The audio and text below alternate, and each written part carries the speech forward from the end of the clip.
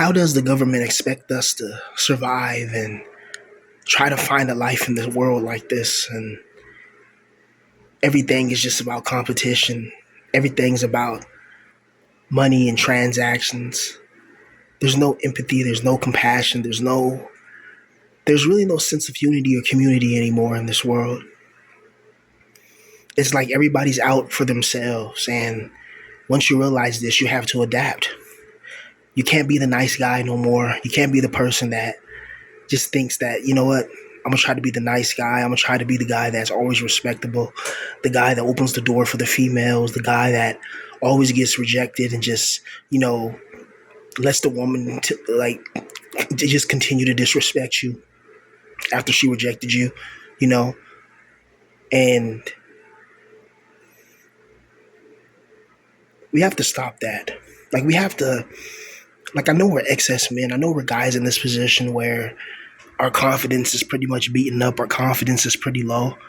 But despite that, we shouldn't be able to just take people's disrespect and take their scraps and not be able to defend ourselves, right? It's it's a chaotic situation we find ourselves in, honestly. You find yourself in a world that you really don't care about, surrounded by people that don't care about you, and you start to think, well, why do people behave the way they do? Let's say there's some evil entity that's controlling this behind the scenes. Okay, let's say that's the truth, right? Okay, now let's say there's no evil entity. It's just how humans are, right? So some people like to believe that too, right? Just that's just human nature, and when we pass away, it's just nothingness. Man, I wish that's true, you know. But let's just say it's just human nature, right? What drives people to look at somebody and to attack them, or to see a family member and try to attack that family member, or try to put somebody that's already low, put them even low, even worse, or try to make it worse for them? What's up with this bully mentality? What's up with this this voracious tenacity that humans have to want to put each other down and want to attack each other? And then you wonder why they have men like us who we kind of just dropped out of society, because we realize that this society is not made for us. The society is made for everything and everybody but us. And if you're a young man trying to find his way in this world, good luck, because nobody's going to really be there for you. And it's going to be absolutely brutal.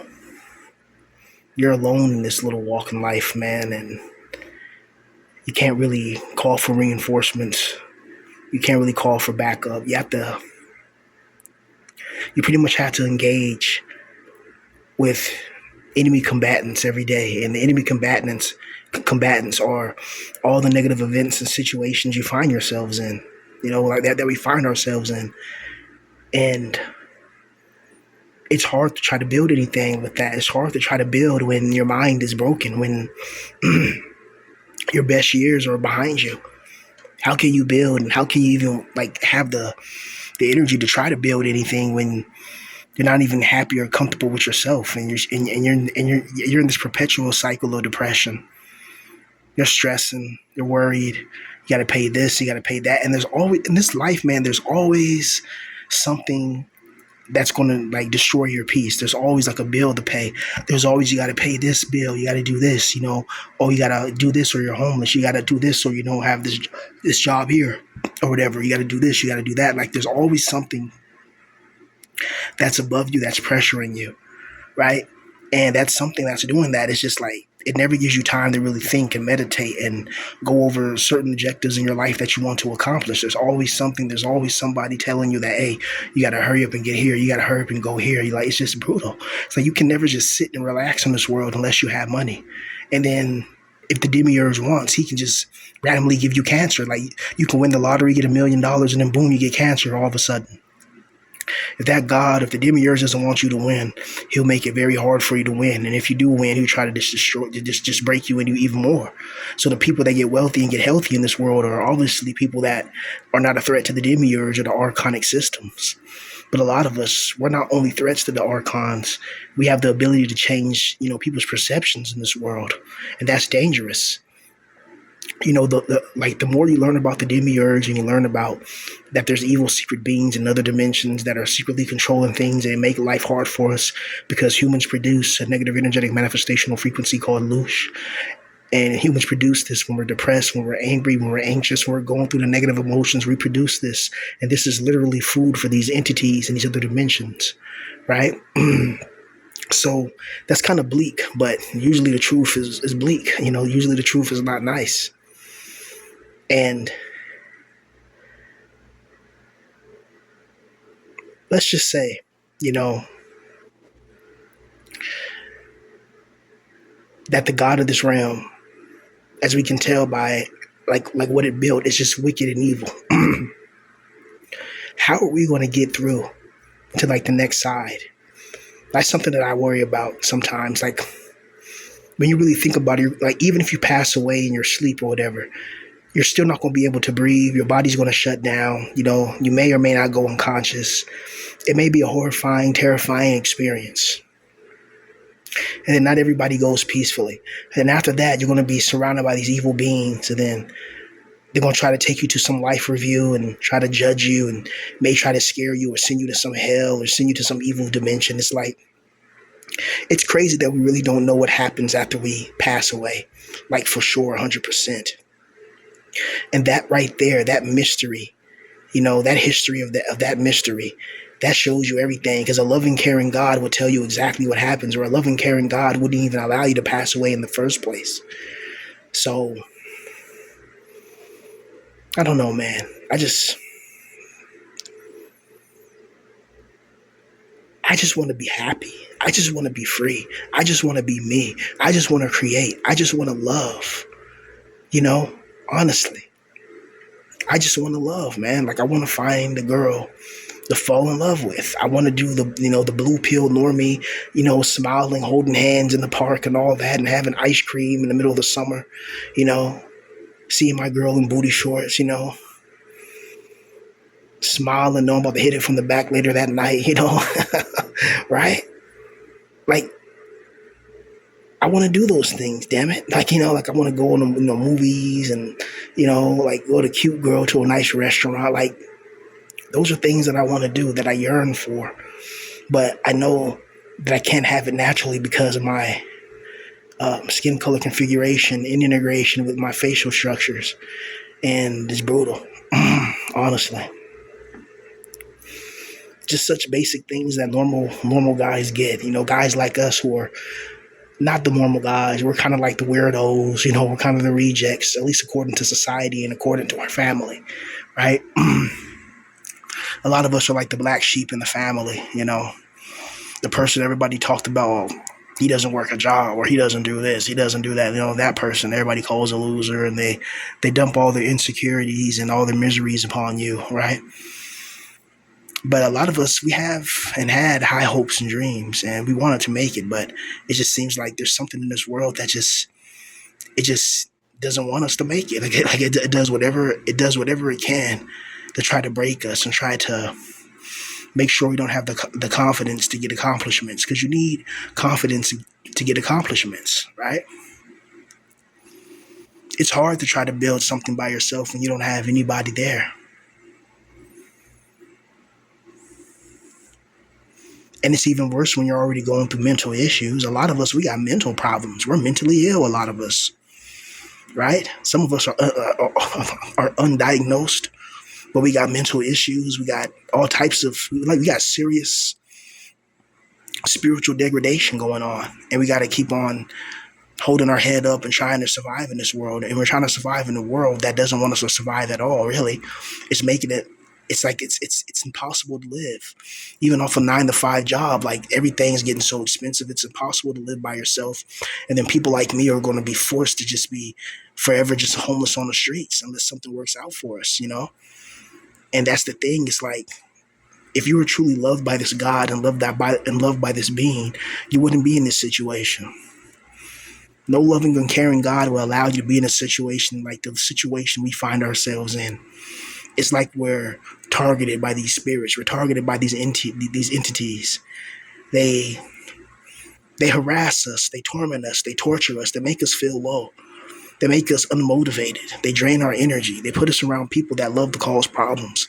And then when we call out these people and call out these situations, we're the bad guys. Let me tell you something, man. In order to keep your peace, stay away from people. Okay? You have to stay away from people to keep your peace. The more you interact with people, the higher percentage it raises that a problem is going to occur. They're going to think you stole something. They're going to think you took something. They're going to think you're looking at them wrong. They're going to think you're talking to them wrong. They're going to think this. They're going to think that. It's just going to be something that's going to be a problem. Like, I know it's rare nowadays, but if you can, if you ever get in a position to get your own house, don't just get your own, like, you get your money up. Don't just get get your own house and immediately try to move a girl in or something like that, because that can end up bad. Because all it takes is one, false case of her saying anything, and boom, your whole life is destroyed. So you got to make sure you gotta have a prime filtration system, young men, when it comes to picking these women. Like, if you ever become a high value man, don't become a high value man and just start simping. No, become a high value man and understand your value. You get to pick the type of quality women you can have around you, right? And that's the best thing, is to have quality. You can have quantity, but people forget that there's all types of sexually transmitted diseases, right? And I guarantee those people bet. I bet those people wish that they would have never took that chance, that night or that day, whatever they were at. That's another thing. Like, you got to worry about sexually transmitted diseases. So it's like, and all the thoughts and all the bops today, they got something. They've had something at least once. They going like, have you guys seen any of these adult explicit material videos or whatever, like adult videos? And in these adult videos, these college girls be going wild, right? And it's like, that's going to be somebody's mother one day. That's going to be somebody's, grandmother one day. What's crazy is that all these thoughts and all these bops right now, like the stuff they're doing online, their grandchildren are going to see like their grandmother, like twerking or something like that, like when she was younger. And it's going to be on like YouTube or whatever platform they have in the future. And it's going to be like, wow, right? That's going to be so crazy. That's why, like, I'm glad I grew up in the time frame I did, because back in our days, we didn't have none of this, all this social media integration, and it wasn't like this, like in the 90s, man. It wasn't. Like, video games were pure then, for the most part. Video games were more pure then. It was made by video game creators. It was made by innovators. Now it's made by people that have agendas, right? And it's interesting. But it just seems like there's some big agenda to make our lives miserable. Like, that's what just ties this in. It's like, yeah, there's an agenda in this world, I feel like, to break us and make us like go through it. But there's also an agenda to just make us unhappy. Look at everything we have to go through. In order to get food, you got to pay for it, right? In order to have the internet, you got to pay for it. Pay. Like, pay, like the word pay is like in connotation and in association with something negative. Oh, you got to pay. Oh, you did a crime, you have to pay. You want a bottle of water, you got to pay for it. Pay. You got to suffer a little bit just to get that bottle of water. And it's like, what the hell? It's like, what kind of God? Who would design such a system like that? Who would design a system that even on a microscopic level, you have beings and you have entities that feed on each other? Like, even on a microscopic level, I was watching this one guy's channel. He's like a biologist, and what he does is like, he shows these different types of like diseases and like different types of like those like molecules and stuff, like under the microscope. And some of these creatures, like they look like literal aliens. And then like some of them are predators. They go on an attack, and it's just like, wow. Like, it shows all these different types of bacteria, and it's just like, it's like, that's incredible. But it's like, even on a microscopic level, It shows that there's a predatory nature to existence. There's a parasitic nature to existence. Like, even for us to be alive, we have to eat other animals. We have to have cows, chickens, sheep, ducks, goats. Like, we have to have farm animals in order to eat. That's kind of parasitic in a way, because without these animals, then what will we eat, right? A lot of people don't like eating plants and vegetables. A lot of people like, like ground beef, ground lamb, ground bison. A lot of people like things like that, and that's what they want to eat, and that's what they want to get. And plus, that's what the body is designed for. Like, we can't eat rocks, we can't eat the air. So fundamentally and essentially, this world is designed on destruction. It's designed on the corruption of life. It's designed off of feeding despair. This qualifies as a hell realm, man. There may be different levels and layers to it, but we're definitely in a layer of hell, man. This definitely ain't no sweet loving heaven. And there's definitely something going on, man. Like, I don't know about you guys, but I have a feeling that something bad is coming. Like, I have a feeling, like it's like an impending doom almost. Somebody said this in my comment section too, and I agree. It's like I don't know if it's nuclear proliferation, you know, or if it's a zombie apocalypse. I don't know what it is, but it's like something's gonna, like, cause like they've been prepping for something, man. And I don't know. I don't know if it's gonna be like the year 2020. Yeah, everybody know what happened that year, but I think there's something big coming, and it's just gonna make our lives even more miserable. Like, our lives are already miserable. And like, have you guys seen what Sony? Well, it's not just Sony. Everybody's gonna be doing it, but what Sony's talking about, if you don't log in within 30 days or something, they're going to like erase your games or test. It just goes to show you that you own nothing, and you got to be happy with it. Imagine paying $80 for a video game. You go out of town, you come back, and your game, you can't play it because you got to log in to PlayStation Network, which costs, by the way, you know. And that, like, that's wow. So it's like basically you're just renting these games. So why don't they just have all these games instead of being $80? Just say these games are like $20. Maybe $40 when they come out. I say $20 since we don't own them. Make these games $20. Let us download them, and then we know that we don't own them from the front. But I grew up in a different age where you bought your games physical, and you got your games, and you owned your games forever. If I would have never got rid of my PS2 and all my other game systems I had, because I had the GameCube, I had the 360, PS2. I don't think I had I never had PS3 because Halo turned me to an Xbox fanboy. Like, in the console wars, I was on Team Xbox. you know, you guys are probably too young to know about the console wars, but some of you guys may know about it, how it was back in the days. And Xbox and PlayStation and GameCube, and everybody was like repping it like they were gangs. It's so funny. It's so funny to look back on it now. It's like more than 20 years ago. That's crazy. You're old when you start looking at events that are like 2 decades old.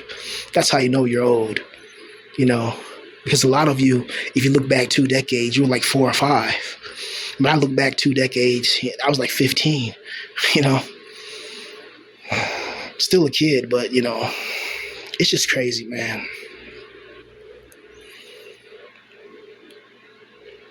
All the pain that we go through and all the hard work that we put in, at the end of the day, we're all going to pass away. At the end of the day, we're all going to be forgotten over time. Unless you're like a great man, like Alexander the Great, Genghis Khan, the Führer, Achilles, people like that, Attila the Hun. There's so many, like the Chinese emperors, Japanese emperors, Korean emperors, like people that were famous, and European kings like King Henry VIII, the Vikings, like people like that. And notice those people are all involved with warfare, but they're all remembered. Like, they'll never be forgotten.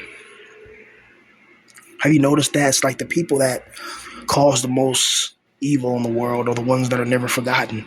And all the people that tried to bring peace and prosperity to the world, they're the ones that are going to be forgotten, never remembered. That's brutal when you really think about it.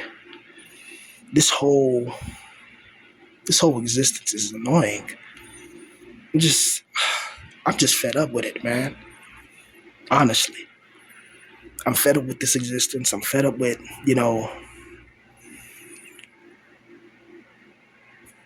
negative just situations and events I always find myself in. I fed up with not having enough time, and I'm fed up with just having a mindset that I know if I had the right people around me, I could be successful.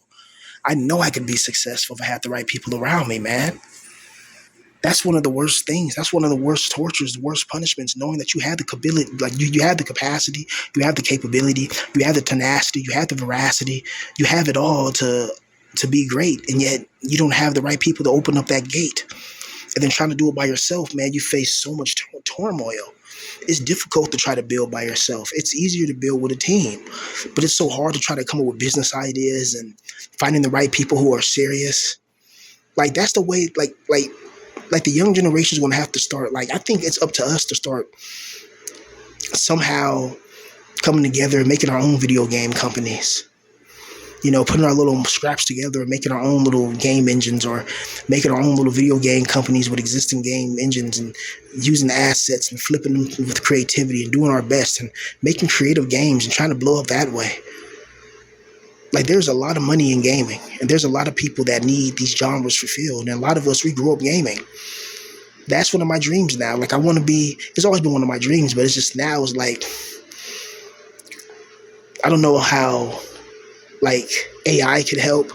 Like an AI code, like, you know, enemy intelligence or something like that. I code the intelligence of the characters, maybe, stuff like that. But I love to do level design, like I love that. Like if I was in the video game industry, I would be a creative writer and I'll be a level designer, designing the levels, and making the snow particles, the effects, designing the skybox, you know, designing things, just being creative and enjoying myself, man. But it's like this world tries to stifle your creativity. It tries to make sure that you're not happy for whatever reason, and it's brutal and it's ridiculous.